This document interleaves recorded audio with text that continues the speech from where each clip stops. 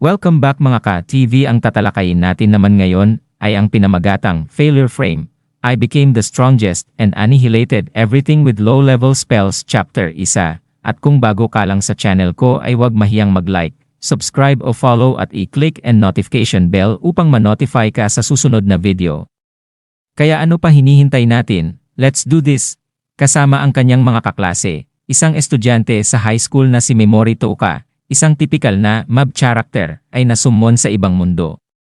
Habang ang karamihan sa mga kaklase niya ay naging S-class at A-class na bayani, siya lamang ang naging isang rank E na bayani, ang pinakamababang ranggo. Dahil dito, siya ay pinabayaan ng Diyosang si Visis at itinapon sa isang guho na may 0 survival rate.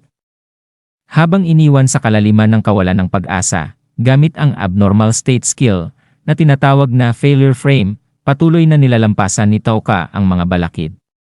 Sa kabila ng kadiliman na walang liwanag na umaabot, ang tanging nasa isip niya ay, kapag nakabalik ako ng buhay, maghanda kayo. Ang dating pinabayaan at mob character na bayani ay maghihiganti upang maging pinakamalakas na Avenger. Dito nagsisimula ang kwento ni Memori Touka, at dyan nagtatapos ang Chapter 1. Gusto nyo ba ng Chapter 2?